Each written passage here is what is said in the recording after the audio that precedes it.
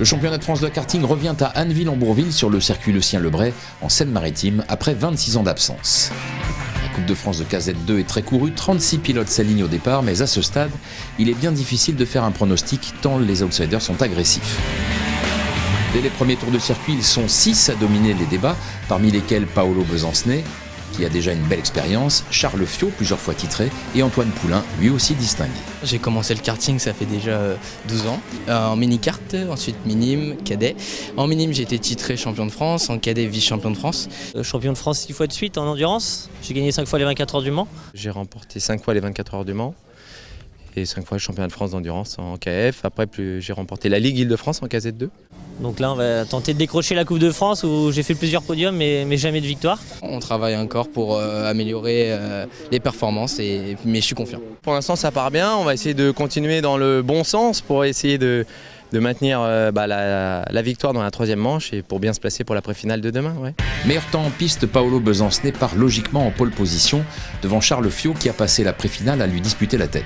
Antoine Poulain et Julien Goupy occupent la seconde ligne devant Thomas Landais et Hugo Croquinson. Charles Fiot fait figure d'outsider, mais bien malin qui peut dire ce qui va se passer dans quelques secondes.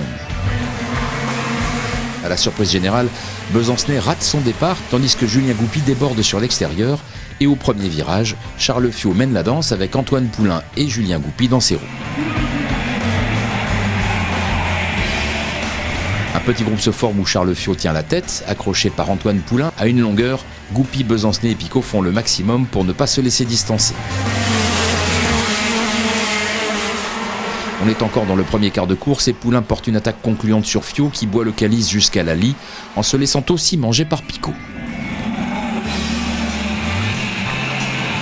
Antoine Poulain prend ses distances et commence à aligner les meilleurs temps en piste pendant que Goupy, Fiot et Besancenet sont à la lutte. Au 6e passage, Fiot a repris la seconde place pendant que Besancenet a décroché 7e. C'est ensuite au tour de Julien Goupy, ici 3e devant Nicolas Picot et Hugo Croquinson, de décrocher jusqu'à la 7e place. Il terminera en milieu de tableau.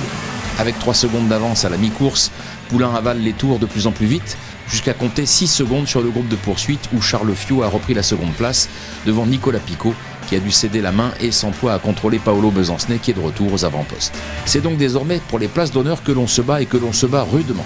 Nicolas Picot avale Charles Fiot à 6 tours de l'arrivée et le laisse aux prises avec Paolo Besancenet qui prend l'avantage un tour plus tard. Le drapeau à damier fige les positions avec Paolo Besancenet qui a largement mérité sa 3e place, Nicolas Picot qui s'est révélé dans cette course. C'est certainement une course difficile. Après c'est comme ça, ça reste la course. Donc il faut se battre jusqu'au bout je pense. Mais J'ai bien remonté et en finale je fais 2. Hier soir c'était inespéré donc je suis super content. Et Antoine Poulain qui s'est imposé sans bavure. Ouais, c'est un bon week-end, surtout que j'ai eu un peu peur en pré-finale où j'ai fait 4e. Le châssis il s'est pas déclenché, ça marchait plus. Je pense que j'ai tapé dans mes pneus dans les manches, donc c'était dur en pré-finale. Là les pneus neufs ont vraiment corrigé le tir et tout a bien fonctionné du début à la fin, donc je suis vraiment super heureux.